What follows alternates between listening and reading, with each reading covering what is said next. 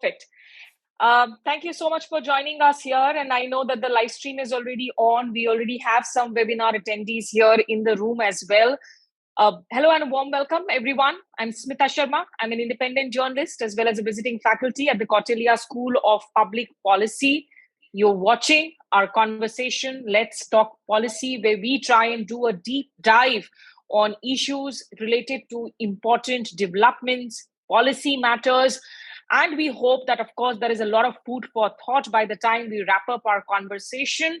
Also, just a quick reminder for all those tuning in through the live streaming platforms of Kautilya that our admission processes are on for the MPP cohort of 2023-2025. If you are somebody who is interested in or know somebody who is interested in public policy, do take a look at the website, the course curriculum, the faculty, and see if this is a place where you would like to apply in for. Having said that, what is it that we are going to discuss today? There's a landmark ruling that actually came in on 2nd of March. This was long awaited. The Supreme Court basically said that the Election Commission appointments should be done through a collegium. So far, remember, it's the President of India who appoints the Chief Election Commissioner, the 2 election commissioners. They have a tenure of 6 years or up to the age of 65 years, whichever is earlier. Of course, the Chief Election Commissioner, if in case he or she has to be impeached, that has to be through a parliamentary process. But what the Apex Court has now said basically is that the President of India, based on an advice from a committee comprising the Prime Minister, the Leader of the Opposition in the Lok Sabha, and the Chief Justice of India, will be making these appointments now.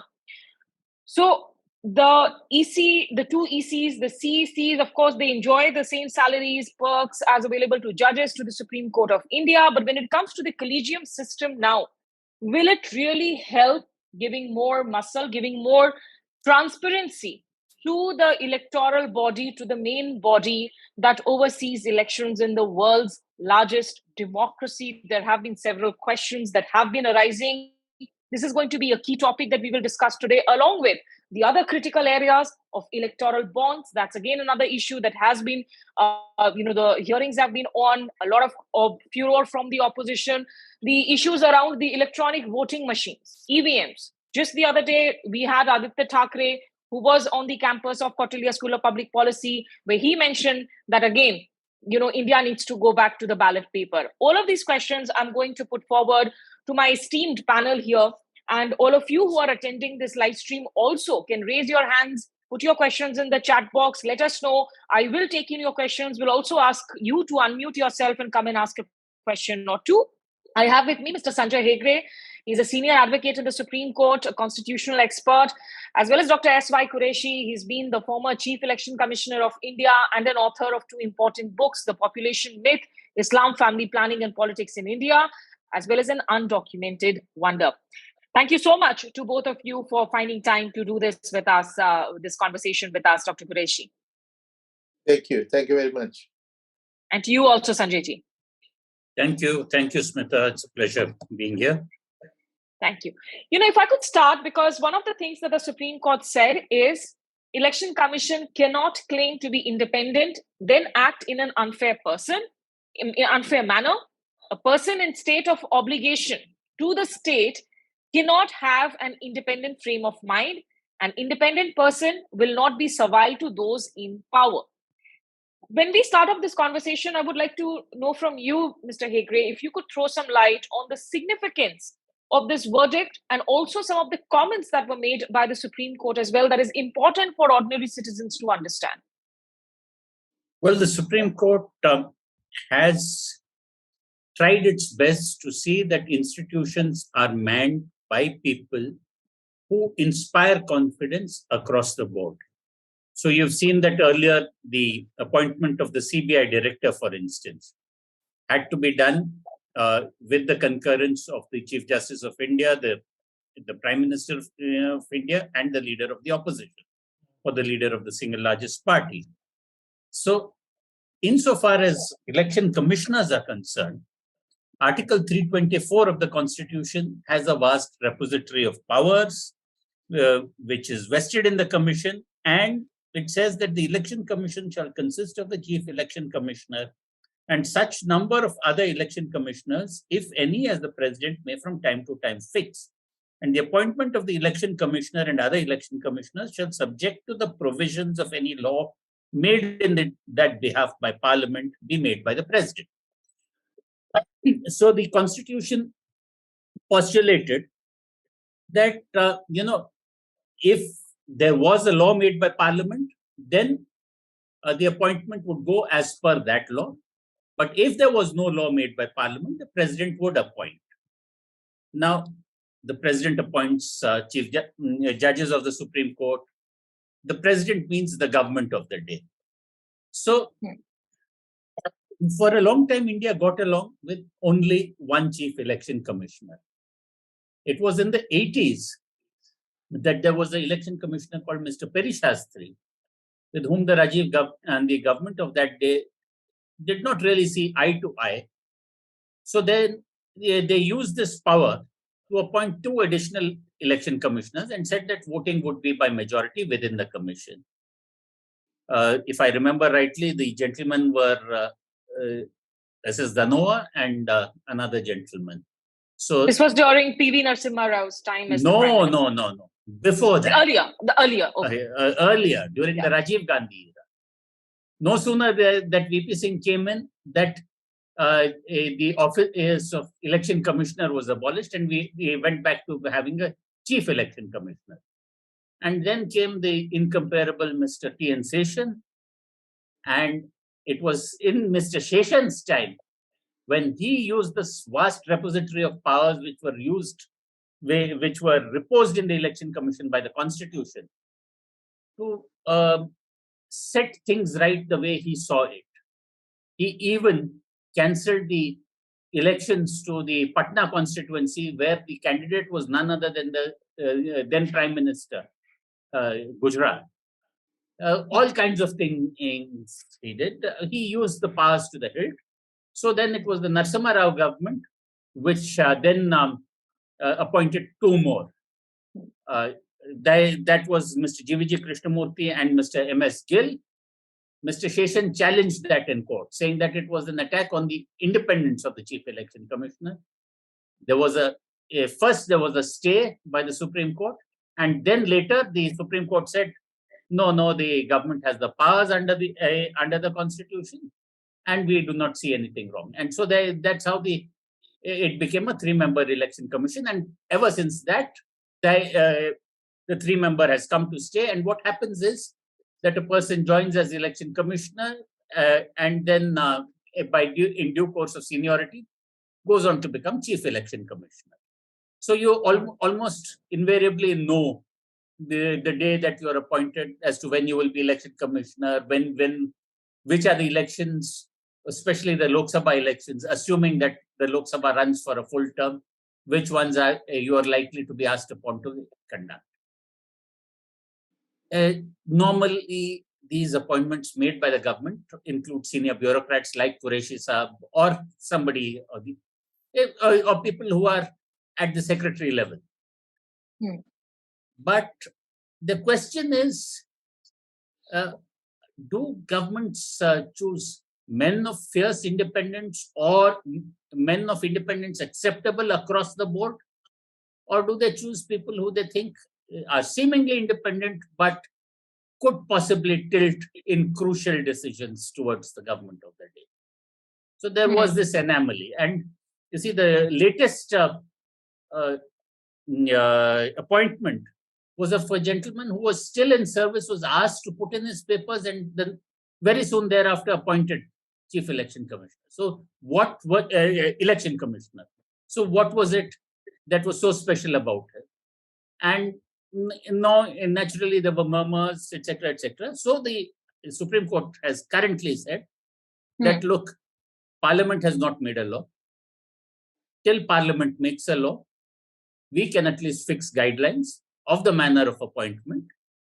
And in the guidelines, they have said that a 3-member committee will appoint, and that includes like the CBI director.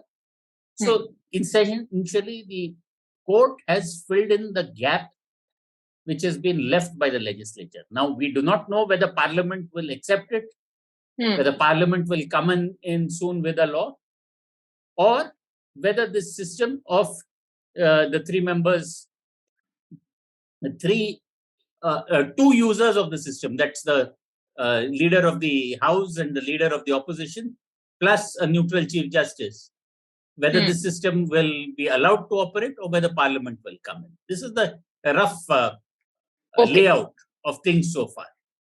Okay, so we will talk about, of course, what happens next and the way forward. But Dr. Quraishi, coming to you, and before I get your opinion on this system for the moment, I want you to tell us your thoughts on how serious do you find this question of erosion of trust in the main body that conducts elections in the world's largest democracy? Well, I'm very sad and sorry to admit that there is an erosion. And the index is very clear.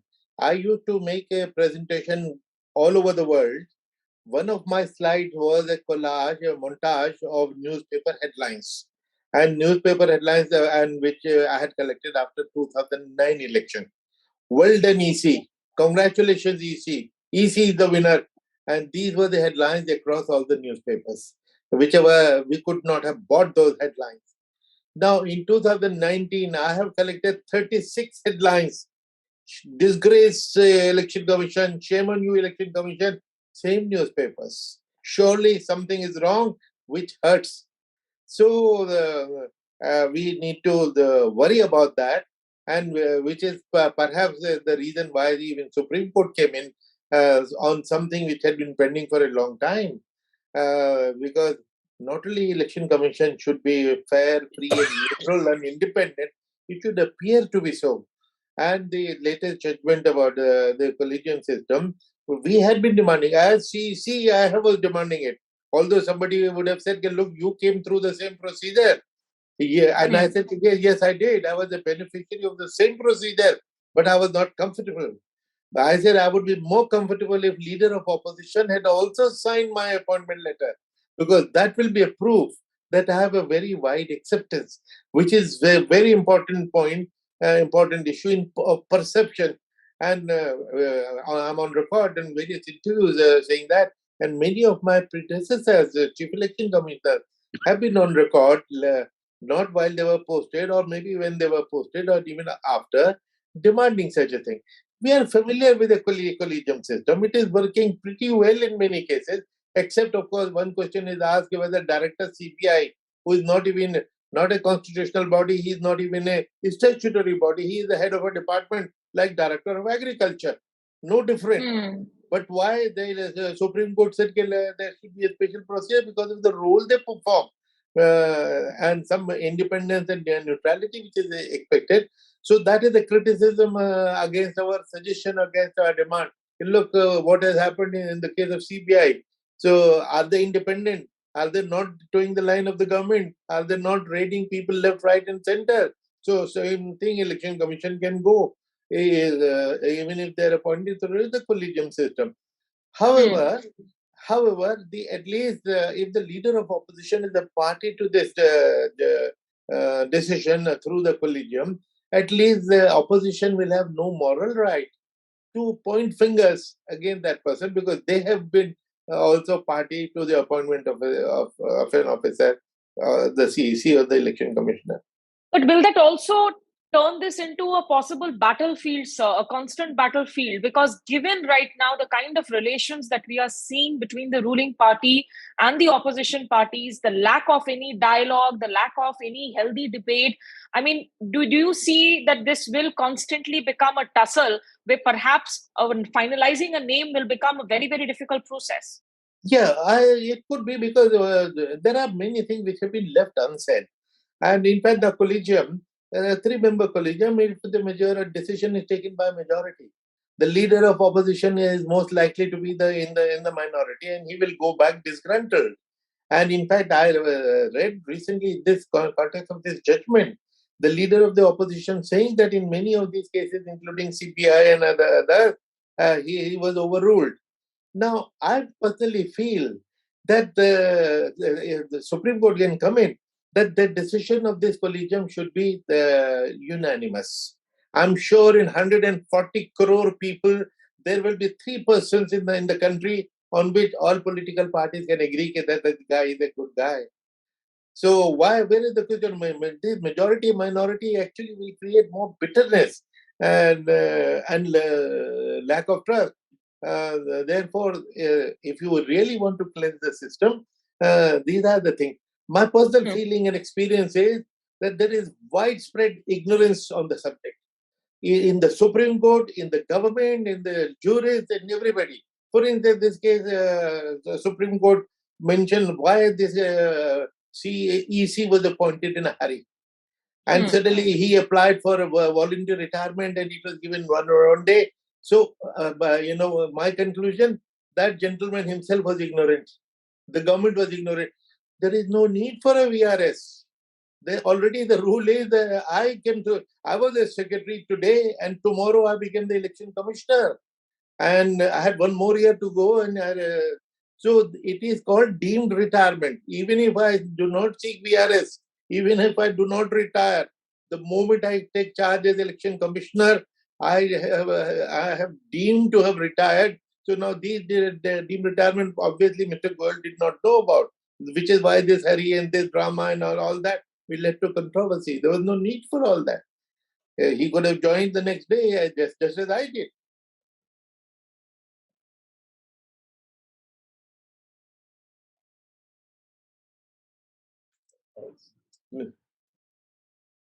I think Smita is having problems with her.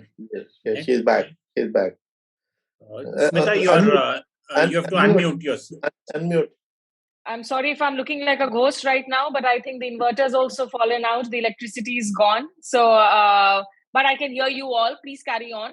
So, Dr. Quraishi, why I'm also asking this, and I would like to take this question to Sanjay ji as well. Sanjay ji, would you say that so far, now the appointments process had started to look very arbitrary, that there was an absolute absence of transparency, that it had started to look like this was all about quid pro quo and post-retirement benefits, the appointments in the Election Commission? No, there's nothing called post-retirement benefits.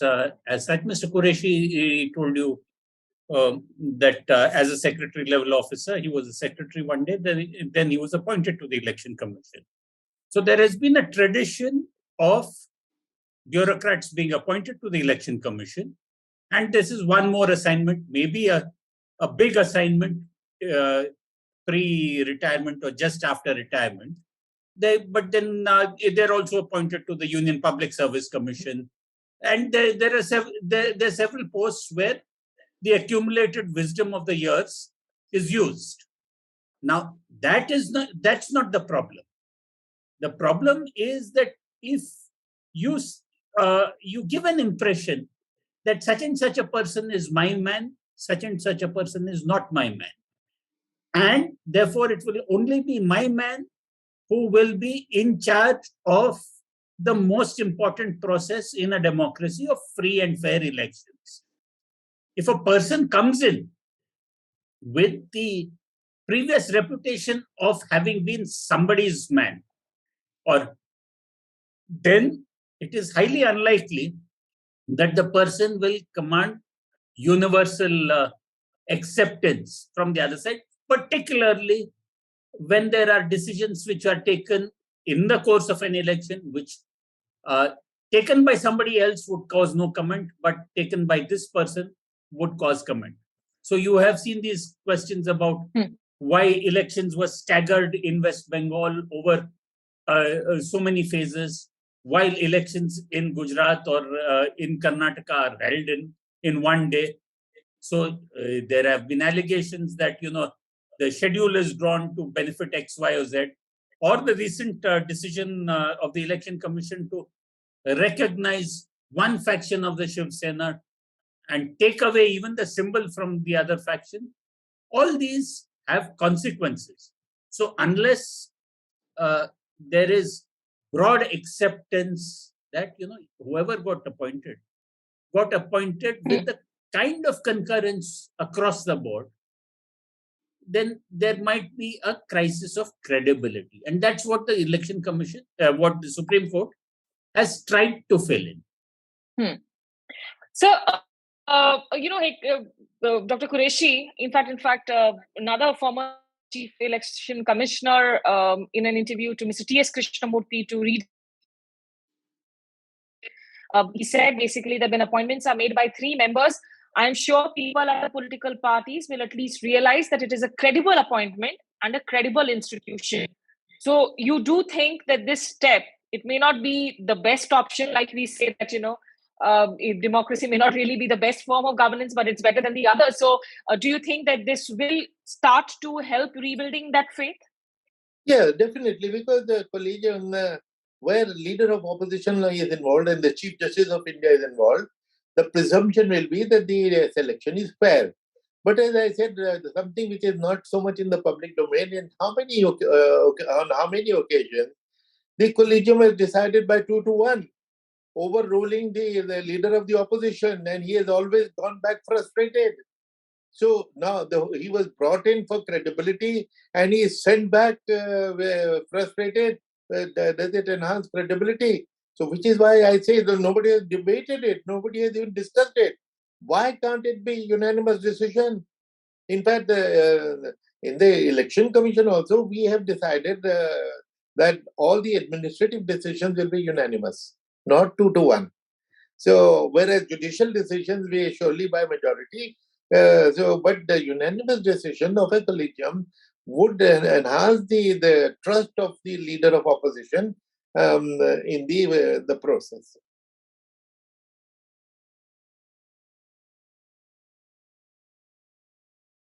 Smita, to you. No, I think there again is a problem out there, but Quraishi sir. Yeah, you can continue. No. The question of unanimity. The question of unanimity might also lead to a logjam, no? That if the government of the day and the Chief Justice say no, this person is okay, and then the opposition says whoever you bring up, we will say no. No, but Sanjay, as I mentioned in the beginning, that in 140 crore people, surely there will be 3 on which there can be unanimity. We can find if there is no unanimity on A, bring B. If not on B, bring C. There will be so many others. So at least then the government also will bring up such names which will help a unanimity. That's a reform which needs to be discussed because. And I got this idea when I read the frustration of the leader of the opposition in several cases. He listed several cases that he was overruled and on this for this reason or that reason. So we need to hear him out and understand what is his grievance. Now, secondly, if I make since we are still on that judgment also is incomplete. And there again, I feel that Supreme Court has not fully understood the issue. Now, the issue was also about protection of the 2 election commissioners from removal. They examined it and they ruled it out, now, which is a grave mistake. And I'll tell you from experience, nobody knows it better than somebody who's been on that position. Now, the 2 election commissioners who are not protected from removal, they are vulnerable. They feel they are on probation. They keep looking over their shoulder whether the government is happy with me or not. Will they elevate me or not? So their protection is absolutely important. And Supreme Court did not consider it at all, dismissed it. I find this judgment to that extent extremely flawed. Now, these 2 commissioners who feel they are on probation can overrule a defined CEC 10 times a day because through the process of majority decision. If suppose a CEC is going against the government doesn't like his faith, the government will use the other 2, whose tenure, whose future is in the hands of the government. They say, look, keep overruling this guy morning and evening.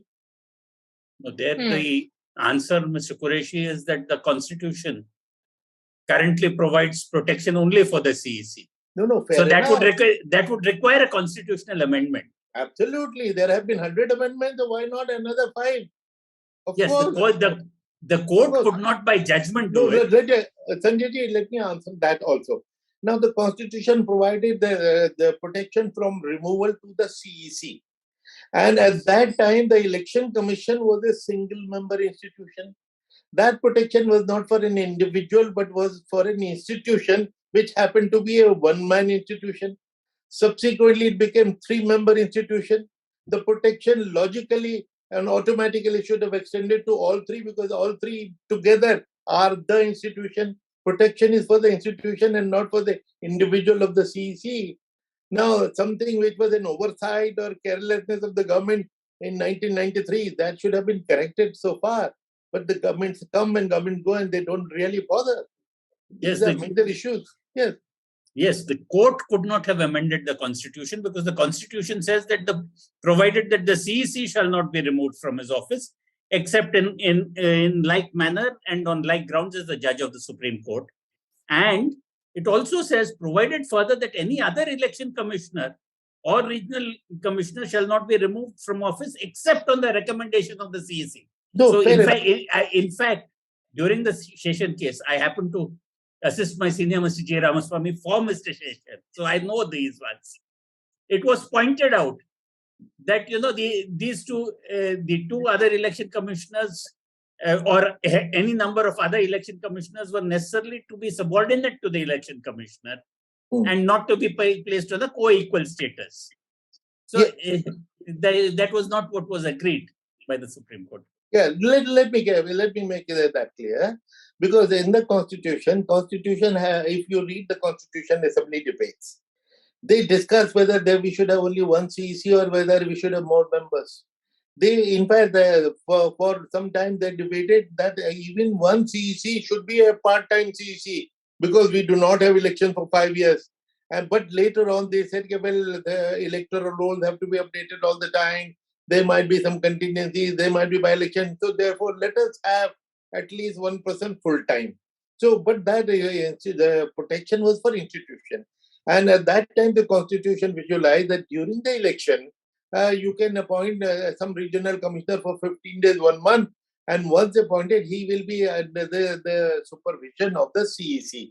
But that situation changed because the three-member commission, which came in 1991, amended in 1993, is actually the change in the basic structure of this setup, that from a single member, it became a three-member election commission. All three should be, and so if Supreme Court cannot say that, now it is a three-member commission and all three should be protected, who else will interpret it? It can't be done by a process of interpretation. It has to be rewritten. And that rewriting has to be by an amendment. That was my limitation. But at least Supreme Court should have commented on it. Sanjay ji and Dr. Quraishi, I'm really enjoying this back and forth, because it really actually gave me like a courtroom feel where I'm hearing arguments on both sides. But let me come in here and just ask a little question, because I know I have had these conversations with both of you at different forums and different platforms. And at the heart of this issue was the contentious problem that, the two election commissioners, they didn't have the kind of security and protections that the chief election commissioners had. So they were more vulnerable to pressure or to acting in a certain way, which was the sort of perception behind this. So now that the two of you, of course, whether the Supreme Court should have filled in this gap or not is something that you both seem to disagree upon. But the next step, do you really see the ruling party of the day, which has a majority in parliament, wanting to come in and do the necessary steps, do what is required at the moment? Or do you think they will go back to court? Sanjay ji, do they still have an option of going back again and seeking a revision of this? How is this going to work out? Dr. Quraishi, do you think the parties can come together and actually move forward on this instead of just getting stuck in a battle? No, my feeling is that that's off the cuff, that probably the government will go along with this judgment. They are familiar with the collegium system. They are appointing directors of CBI of their choice. They are appointing chief information commissioner of their choice in the CVC. They will continue to appoint CEC of their choice. So they will go along because collegium is taking majority decision. They will use that power and probably fall in line, but Mr. Hegde knows the mind of the court much better. Probably he will throw more light. No, I'm not. I don't know the mind of the court. But if I was advising the government, I would not recommend that they go back to court for the court to rewrite a judgment, because it's a 5-judge judgment. The judgment proceeds on the premise that the government has not made any laws or Parliament has not made any laws. Therefore, there is a gap. If they want to do something, then they can always amend it through the parliamentary route. And while they're amending, redoing it through the parliamentary route, they might as well look at the question of amending the constitution also to give all 3 election commissioners the same status. Yeah, Same protection. Yeah, Mr. Hegde, maybe you can explain this to me also. That sorry, I'll come back to that. I forgot what I was going to say. Some point along the way. No, but Sanjay ji, there's a question that a lot of people are asking at this point in time, and asking that basically what will then be the implications of this ruling for the judges' appointment for the judicial collegium system? What really is the difference between the collegium procedure that has been suggested for the EC? Will this have a bearing for the appointment of judges? No, the appointment of the judges is a different question, because all that the collegium system does, as far as judges' appointments are concerned, is that there is a collegium of judges. So it's in fact something akin to if the election commission were to choose its own successors. That is, the 3 members of the election commission, when one was due to retire, if they were to say that so and so will be the next member of the commission, and the government is bound to appoint it. But obviously, in the vast repository of powers under 324, the power of self-regeneration is not there. Not there. As far yeah, the point right, something which I had forgotten, which I now remember, and Hegde may clarify. My understanding of this judgment was that the Supreme Court said that that you have not passed a law for the appointment of election commissioner for 73 years. Yes. Please pass a law, and till you do that, these are the guidelines that you must follow. So these guidelines, an interim thing, where the thrust of the judgment was that there's something which had not been done for over 70 years, which is a lapse, which should have been done. And the court expects the government to come up with a law. It's not that the court expects it, in the sense that when there is a gap, sometimes courts come out with guidelines. Like, for instance, before the gender sensitization law was passed against sexual harassment in the workplace, before there was a law made by Parliament, the court said that till such time as a law is passed, that these will be the guidelines. Similarly, in the case of lynching, there's no lynching law, but the court has passed detailed guidelines on how administration is to operate. So similarly, here also, the Constitution makes a provision for Parliament to make a law with regard to appointment. Parliament has not done it so far. Till they do it, these are the guidelines. Okay.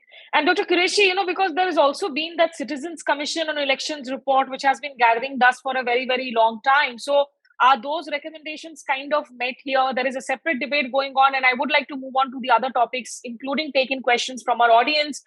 Please feel free to type in your questions into the chat box, or just to raise your hands in the window. We will come to you for questions in just 2 minutes from now. Do you think that most of the recommendations is sort of, which was stemming from that report, Dr. Quraishi, that at least this one takes care of it? Yeah, actually, I have gone through that report. Basically, it was on the question of EVM. There have been questions raised about EVM always, but ever since we introduced VVPAT, and in fact, they were introduced in my time. Initially, there was no problem. But later on, some issues were pointed out that earlier the EVM was, we could defend because it was one-time programmable read-only chip. You could now 2 and 2 will always make 4 on your calculator. You cannot program it in any other way. Now, ever since the introduction of the VVPAT, when you press a button voting for a person, it goes through a different process. And that is what is being questioned. And if I was the CEC, I would call all these parties and discuss with them instead of becoming, putting my back up and I will not discuss. Because all of us, we are stakeholders. The Election Commission is the biggest guardian of the credibility of the Election Commission. Election Commission should call all political parties and the citizen group and understand, look, what are your concerns, and answer them to the satisfaction of everybody. Sitting on prestige, look, who are you? Now, it was headed by a very senior retired judge of the Supreme Court and a very credible Judge Justice Lokur. Now, the committee's report should have been at least discussed in Election Commission. So, and discuss and dismiss, but at least for God's sake, read what they're saying. And for all you know, there might be some sense in it because they have the same interest as you, me, and the Election Commission, the national interest of credible elections. Okay. Dr. Quraishi, there is a question here from somebody called Sri Harsha who wants to know that can the panel discuss online voting and possibilities of intervention of blockchain technology? They were certainly not, absolutely not. When even the simple EVM, which is based on 17th century technology of a basic calculator, which is nothing but an adding machine, you press a button, a vote is added. So even that is questioned. Now, what is blockchain? Do you think a common man, even I don't understand, and therefore I reject it? So blockchain, through blockchain, election can be won only by using technology because nobody understands. So there is no question. And as far as remote voting, internet voting is concerned, this question has been raised before us for the last 20 years. And we have ruled it out, not for so much technical reason, as for two non-technical reasons. Suppose we have an online voting possible. So somebody comes to your house, Smita, and puts a gun on your head. Hey, look, give me your computer and I'll vote myself. We cannot give you protection at home. Or somebody comes with an envelope. Hey, look, here is 5,000. Give me your computer. I'll vote for you and vote on behalf of your family. We cannot. So, which is why we are not looking at even internet voting, because even the simple standalone machine like EVM are being questioned till today. Who will accept the technology of the kind which is being mentioned? What is blockchain?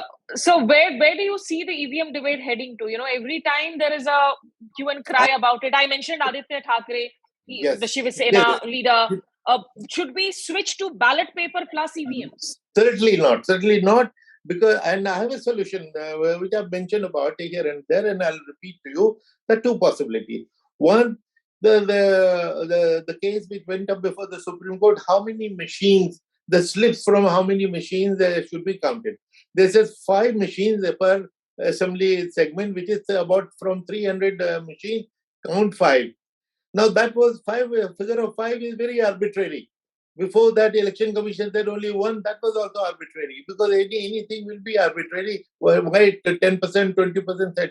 So therefore, I would say that even if you have to count all 100% slips, because it is being ruled out by Election Commission, it will take time. It will delay. What delay? The whole nation wait for election result for 3 months. From the first day of the poll to the last 3 months, the whole nation waits because we want credible election. Half a day more or 1 day more is not going to make a difference. And after that, if you are counting every slip, that is like coming back to the ballot paper without actually going back to the ballot paper. Machine will do its job by printing the ballot, this little chit. That chit you count, instead of 5 booths, count all 100. Now, there is another more nuanced proposal which I have, which is even simpler.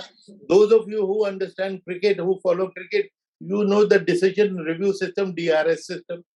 What is DRS system? The opposite, both the teams are given 2 or 3 appeals.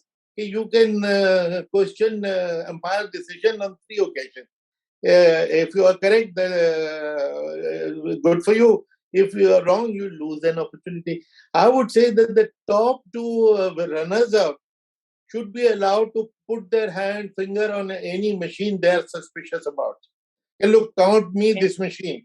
So instead of randomly picking up 5 machines from 300, if I pick up 5 which have been pointed out to me, okay, look, count these, I'm suspicious about these. So that will create a lot of credibility. And then you are not counting all 300, you're only still counting 2, 3, or 4, 5. Cricket is truly a religion in this country. I love how cricketing analogies can come into any discussions. But Sanjay ji, your thoughts on this EVM versus ballot paper debate as a citizen, as a lawyer, and also there's somebody who's not some anonymous attendee who wants to know what are the constitutional guarantees of the CEC, and if you could also compare it with advanced countries.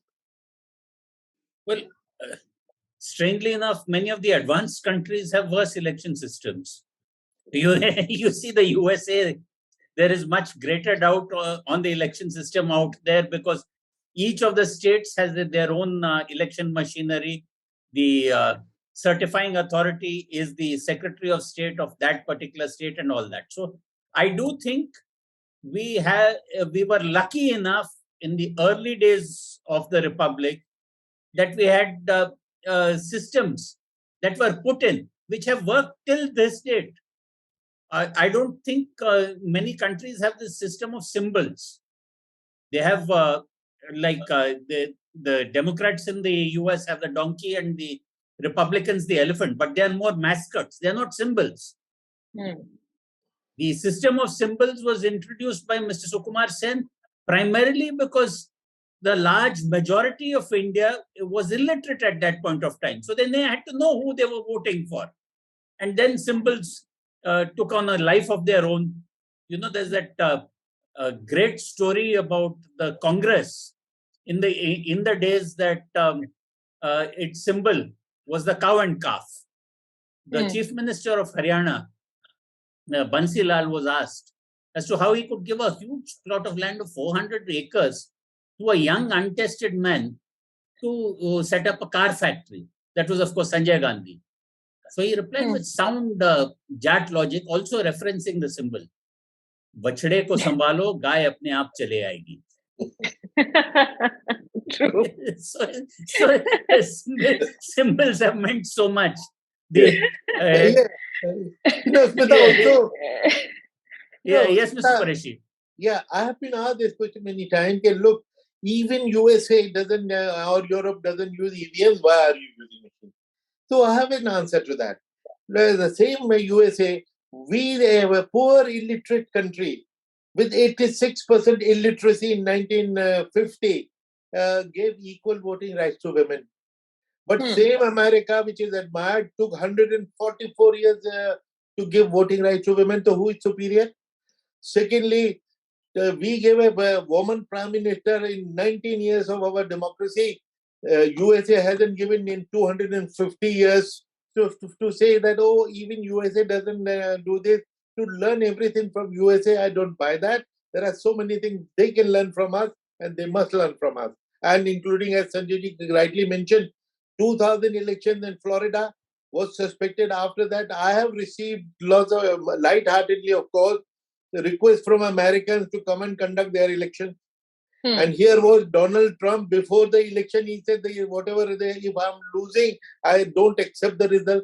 If this is what is happening in the greater democracy and you want us to learn from them, even America is not doing it, therefore we should not do it. I don't buy that at all. They should learn from us. Right. Of course, Smita, just 1 minute. As far as the EVMs themselves are concerned, they were fashioned in those days by, I forget the gentleman's real name, but he was also a Tamil author called Sujata.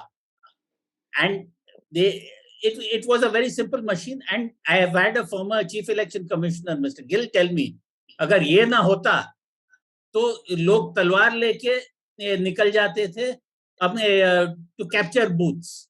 So the EVMs are a great way of sorting out a few things. Yeah.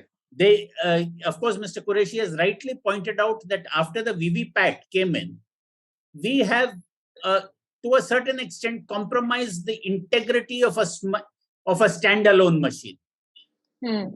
There need to be greater checks on the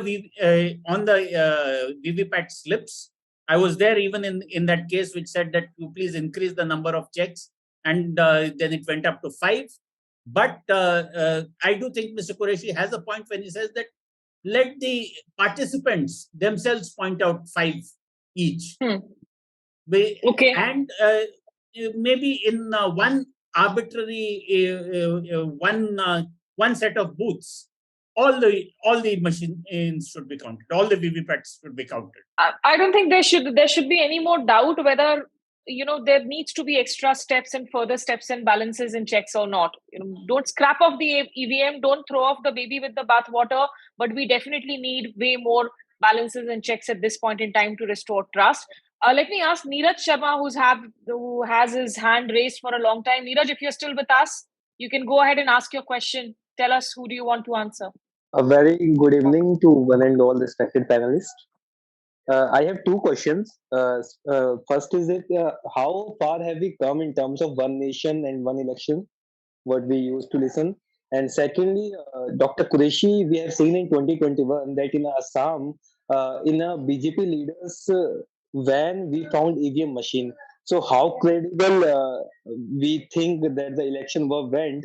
And secondly, what would be the action taken in such circumstances when this happened? Thank you so much. Yeah. Thanks, No, Neeraj. taking the second thing first, that in Assam, and not just Assam, everywhere, somewhere or the other, it comes on the TV that a machine has been found in the wrong place. Some presiding officer has taken it home, or he has gone to a restaurant instead of taking it straight to the strong room. Now, out of 20 lakh machines, 2, 3, 5 such incidents really do not should not cast doubt on the entire process. The action is taken. The action is irregular. It might be without any criminal intent, just stupidity on the part of that presiding officer that he takes it off the route of the given route. On which basis to start questioning the whole system is absolutely wrong. It should be avoided. So that was about Assam. What was the first thing? One nation, one election. Can I take that? Yeah. Both of you will take. I'll come to Sanjay ji also. Yeah. No, I have written many times on this that there is no straight answer for this. There are good points and there are bad points. As far as the Election Commission is concerned, it's a very nice thing for us that we will conduct all 3 elections together once in 5 years, and for 5 years we'll play golf. Good for us, but that elections are not, democracy is not for our convenience. Now, the fact that the Prime Minister did not thrust it on the nation, he says he wants a national debate on this. The debate is still going on, and I'm sure Sanjay ji will spell it out that constitutionally it is not possible, it is not feasible, which is why it has not been thrust on the nation. Otherwise, such a powerful Prime Minister, such a powerful government, they would have done it long ago. And in any case, over the years, they have diluted the argument. Prime Minister in 2013, before he became Prime Minister, had very clearly said that all 3 tiers should be held together, which means 30 lakh sarpanches, then 4,000 MLAs and 543 MPs. Later on, they said, okay, no, okay, forget about the panchayat, let us deal with the other 2. And then Niti Aayog came with the system. Okay, not once in 5 years, let there be 2 in 5 years. If you have diluted it so much, then it is not worth it that we tinker with something which requires, which is a question of India's federalism. Now, so imagine a situation where that we have created a one nation, one election situation already. And in Lok Sabha, 10 MPs change their loyalty for whatever reason, and the government falls. Now, 29 states which have come with absolute majorities, because we need simultaneous election, should we have 29 those states also going to the poll again? So that is not possible. The way it is going is fair enough. And to say that because of this, the entire work comes to a standstill is wrong. I could challenge it, because now suppose the election is happening in Ghaziabad. How does it affect my health? It doesn't matter. It may be in in another constituency. Only it matters to the Election Commission, because whether it is Ghaziabad or Hyderabad, they have to be there, and it matters to the Prime Minister and the leaders because they have to be there.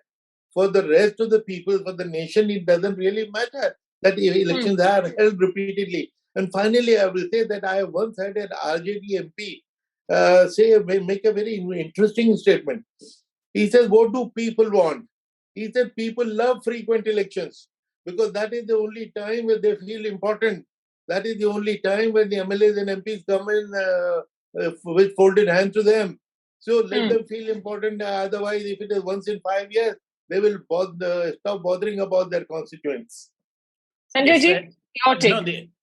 No, the other problem is that a parliamentary system, by definition, has the power of dissolution of parliament also. A prime minister or a chief minister can always recommend dissolution to keep his flock in check.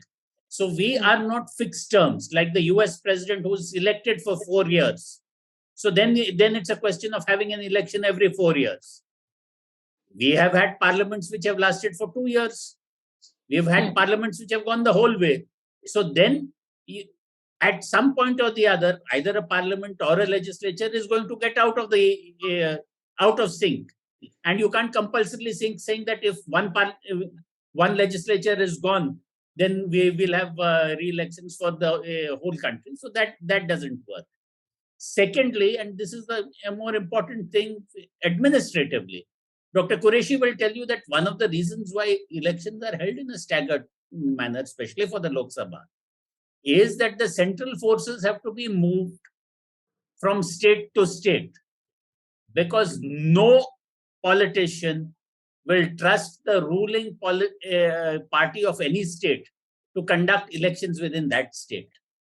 It's only the presence of central forces and central observers that gives a semblance of absolute impartiality. But the increasing number of phases. The increasing number of phases of elections that are now happening. I mean, elections that can actually be in states be wrapped up in a 3-phase. They are going up to 7 phases. The issue of security coming up, the issue of forces again being deployed coming up. Yes, Mr. Quraishi wants to. Yeah, there are two things in this debate. One, the staggered election, and the allegation is why one nation, one election, because the country is always in election mode. Elections are prolonged. Because of the model code, the entire thing comes to a standstill. Now, at the same time, Mr. Hegde referred to Gujarat and Himachal elections, which always used to be held together, and they were staggered by 20 days. So that, some announcements had to be made in Gujarat. Because of that, it was delayed. Now, which means the demand that you want to finish the election quickly. Now, what happened to that demand? Something which was you to have finished quickly, you staggered it. The simultaneous elections which are happening for 20 years were staggered. Why? That means there is something wrong with the decision.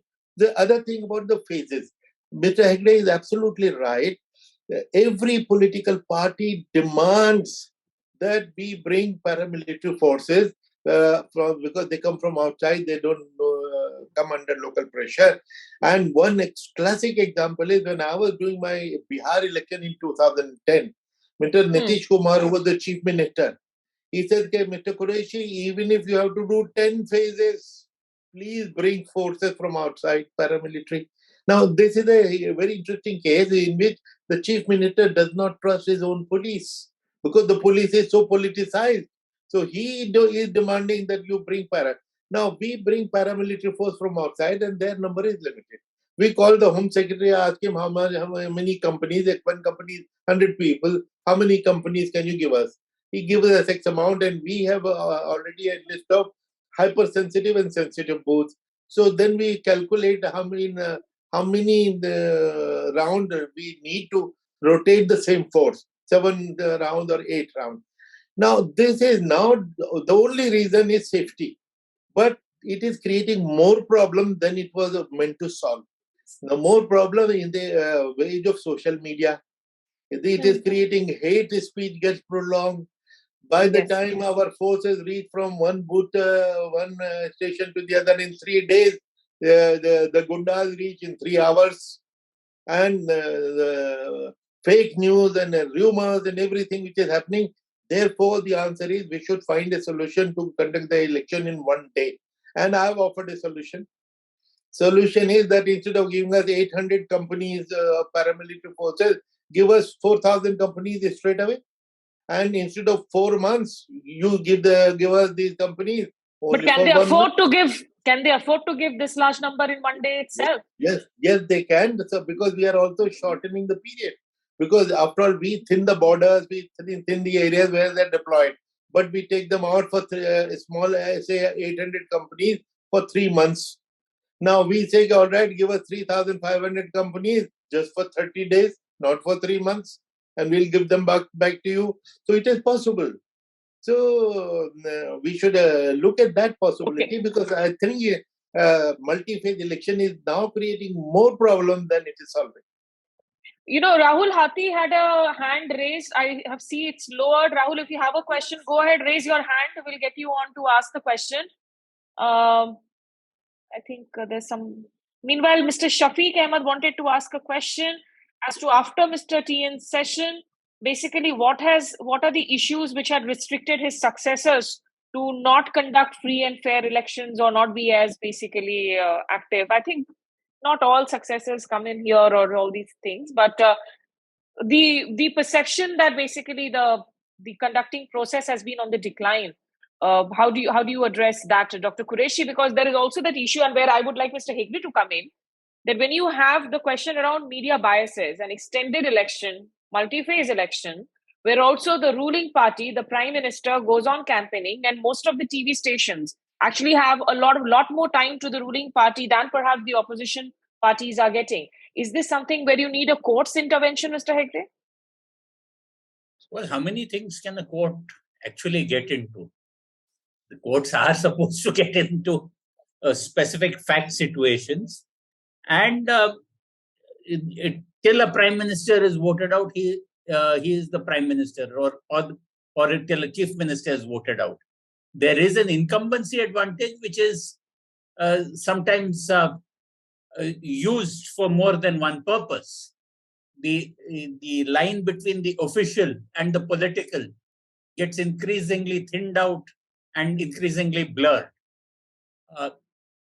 The possibility would be in terms of guidelines which would have to be drawn up by the commission and then enforced by the courts, because this, after all, it's also a question of the source of power. If the election commission says these things are necessary to conduct a free and fair election without unnecessary bias or unnecessary incumbency advantage, which is then amplified by media channels,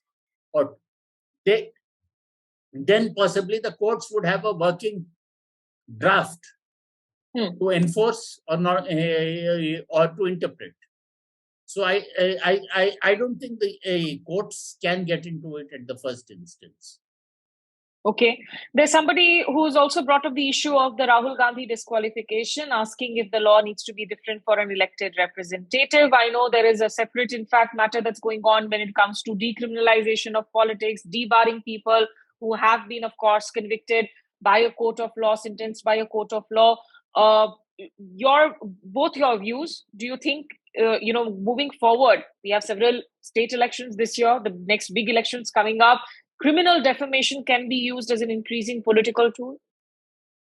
Well, it may be used as an increasing political tool, but then the answer possibly is to reduce the sentence legislatively, make the 2-year sentence to a 1-year sentence, and so that that particular avenue of disqualification goes out of the window. But normally 2-year sentences or sentences more than that are given in cases of physical crimes and things like that. So it is not also a good thing to encourage people who have convictions to continue to stand for elections. So this is one of those situations which illustrates that proverb that hard cases make bad law. So, so Yes, and I many countries, Mr. Hegde will confirm, have already decriminalized this. Because yes, this is defamation criminal does not offense. need to. If you abuse me, where is the crime here? If you abuse me, I will file a suit against you. So, making it criminal was a wrong thing. 897 or some 90, as far back as that, it should have been changed. And many countries have done it, and we should think about it ourselves too. No, the Okay. reason for defamation being a criminal offense was that in those days, there were even duels fought for honor. So people would end up shooting each other. Somebody would die in duels and all that. So the lawmakers at that point of time said that rather than dueling outside with weapons, it's better that you duel inside court. So it was against breaches of public peace.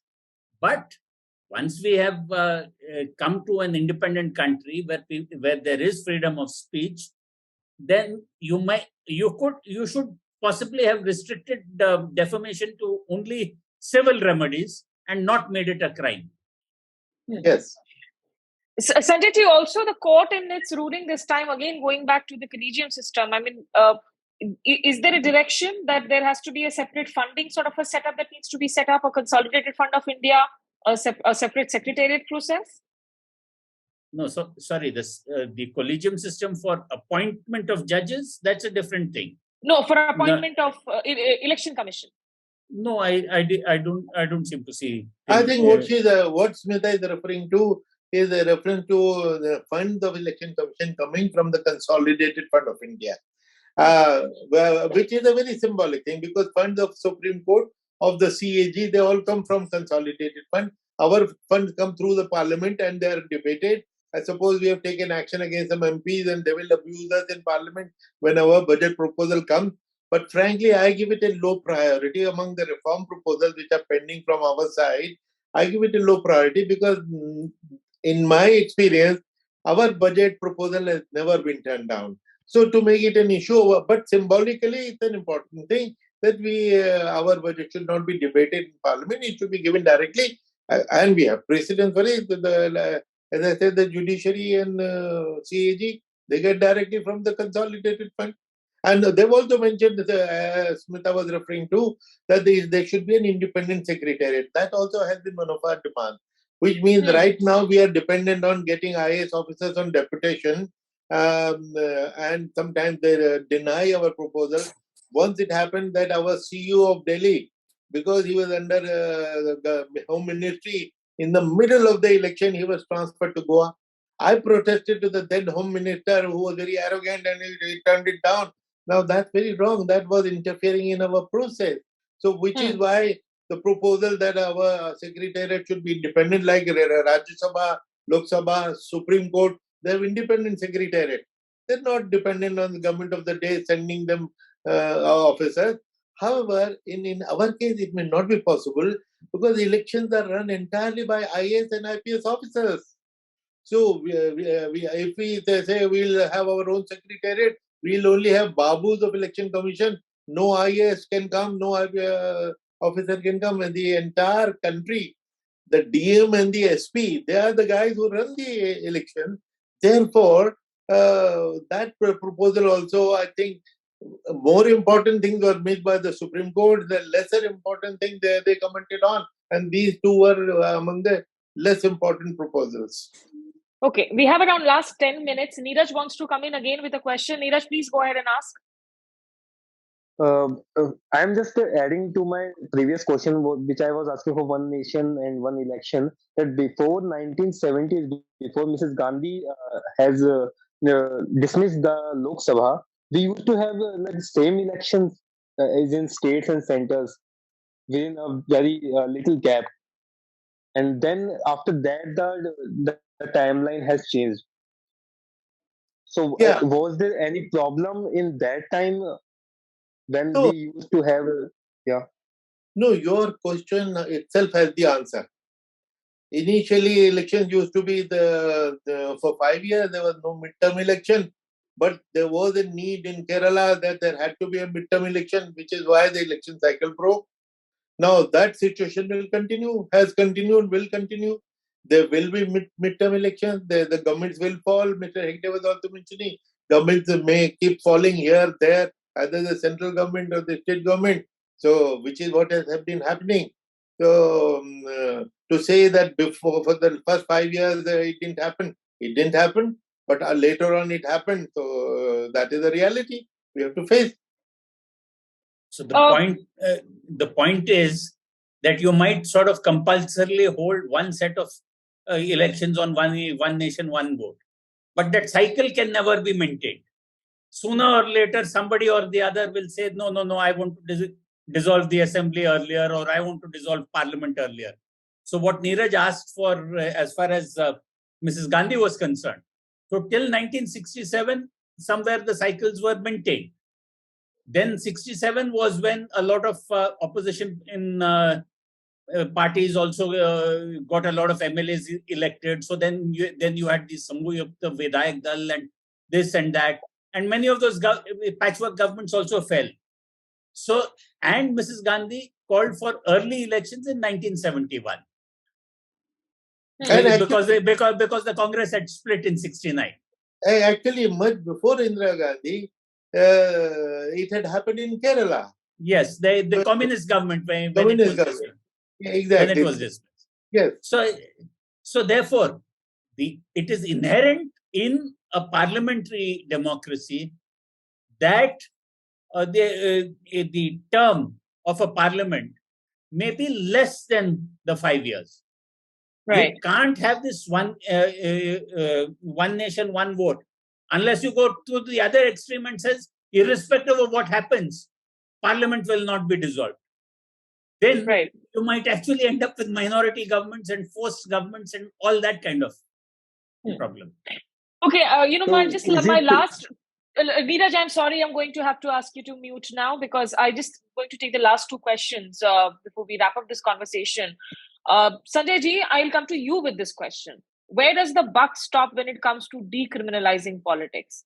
I mean, governments are also falling, not just because of resort politics. The number of criminals in a lot of state assemblies they seem to be on the rise. We have heard law commission recommendations. We have heard the EC arguments in court. Where does the buck stop? The answer is not that the buck stops at the election commission, the buck stops at the courts, the buck stops in this institution or that institution. A long time ago, Justice Learned Hand said that liberty lies in the hearts and minds of men and women. When it dies there, no court, no constitution can do much to save it. The buck stops with the people of India. If you go and elect people who are convicted, or you say, irrespective of what criminal behavior they indulge in, this is my man because he belongs to my caste, my community, this, that, and the other, and you go on vote it, then you will get the government that you deserve. We can have all these cosmetic ones. We take off somebody who has been convicted or convicted for a period more than 2 years, this, that, and the other. But criminalization of politics can only be stopped if the people themselves do not vote. And B, this multiplicity of parties also. India has never really settled down into a two-party system.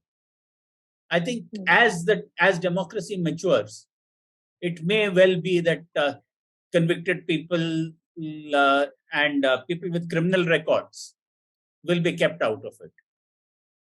Dr. Quraishi? I don't know what Dr. Quraishi says. Yes. The concerns that, that those with criminal antecedents, even if you are basically before this 1 year before the scrutiny process happens for nominations, in that case, you debar them. How do you make sure that the debarring process is sifted from making it into a vendetta tool? And where does the buck stop again for you? We have been demanding debarring the criminals from contesting election. And the answer given to us is the two. One, that sometimes the politicians file false cases against each other, so it can be misused, the process can be abused. And more important, they say that the law of the land is presumption of innocence. Till you are convicted, you are innocent. Very well taken, agreed. But I have a counter question. which nobody has ever answered, although there have been judges and juries sitting in the audience. And my counter question is, maybe Mr. Hegde will help me find the answer. In Indian jails today, there are 4 lakh prisoners, of which 71%, 2,70,000 are under trial.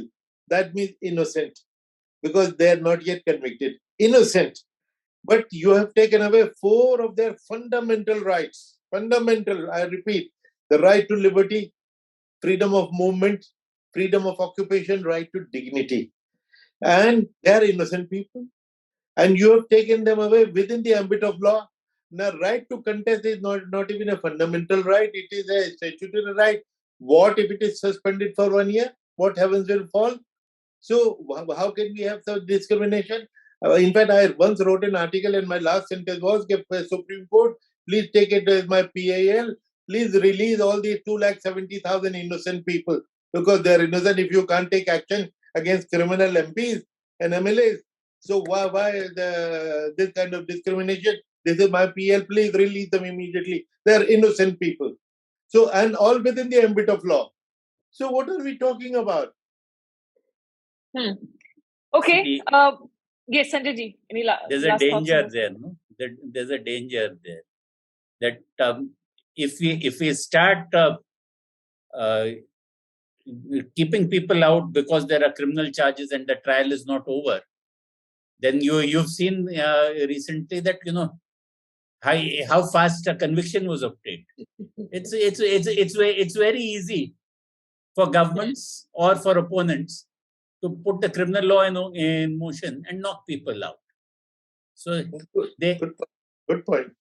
But when the crimes are related to very heinous crimes, when it's related to a gang rape, when it's related to kidnapping, when it's related to murder. In fact, let me clarify, Smita. In fact, that is what Election Commission has proposed. The 3 safeguards. 1, it should be a heinous offence which will lead to imprisonment of more than 5 years. Right? Which means किसी ने किसी को गाली दी, थप्पड़ मारा, but they're ruled out. You violated Section 144, doesn't matter.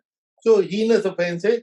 Secondly, the case should have been filed at least 6 months before, and on the request of Law Minister, we had made it 1 year. The case should have been registered 1 year before the election. And thirdly, and most importantly, a court of law should have framed the charges. Justice Mr. Hegde will agree with me that 5 years imprisonment means district and session court. That is the highest court after the high court. If they have framed the charges, at least they are neutral. They are not the police who sometimes investigate, don't investigate, and do all kinds of things. This is a district and session judge, and if he is framing the charges, at least these kind of people should be considered from debarring, not every crime. Okay. Just the last 2 questions. Rahul Hathi has put in a question, Dr. Quraishi, asking that the West Bengal government is planning to conduct election in a single phase. By looking at the scenes of the last Panchayat elections, does it look possible? No, you're talking about the state elections, I'm sure. But, I have no comment on the state election. But if they have enough security forces, because the only trade-off in a single-phase election is loss of life.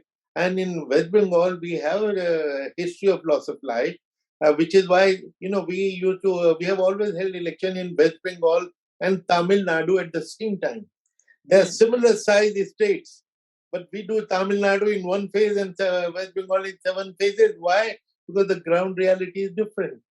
So, if West Bengal government has found a solution to safeguard law and order, and they can do it in 1 phase. 1 phase election is an ideal election, and multi-phase is a majburi. Okay. And Mr. Hegde, on this very sensitive issue of electoral bonds, how is it playing out in courts currently? I mean, the bonds are again opening up for sale, even as we speak. What should we expect from the courts? The courts can examine the scheme. They can also examine it for constitutionality. But constitutionality is often whether there is legislative competence or whether there is manifest arbitrariness. So these are very high standards of unconstitutionality to be achieved before something is struck down. Again, you see opaque electoral bonds. They inject all kinds of money into the system, which is currently untraceable or supposedly untraceable. The remedy again lies with the people, and I think at some stage a future parliament by consensus will have to abolish them. Dr. Quraishi, your concluding thoughts on this issue? Yeah, I have always opposed the electoral bond because before they were introduced, in fact, I would recollect the speech of the finance minister, the budget speech, in which his first sentence was that without transparency of political funding, free and fair elections are not possible. Oh, it was music to my ears. His second sentence, for the last 70 years, we have failed to achieve that. Another important statement. So we expected that the third sentence to say that now we are going to introduce transparency of political funding.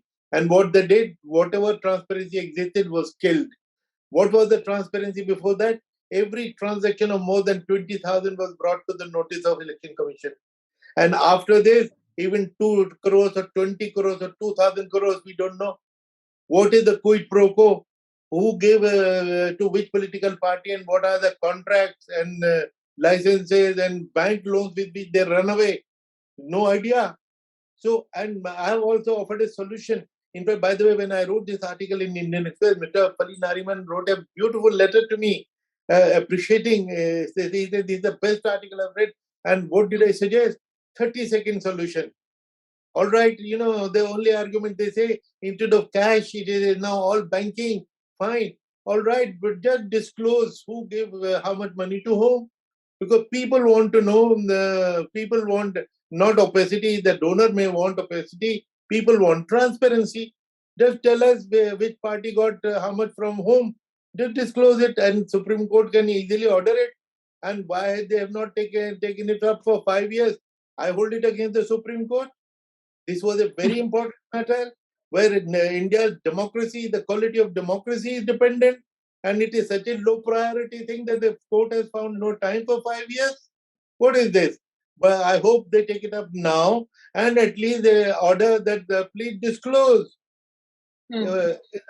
See, that's my suggestion. I would love to hear Mr. Hegde.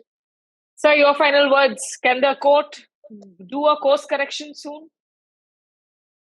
The court has many priorities, and ultimately the Chief Justice is the master of the roster.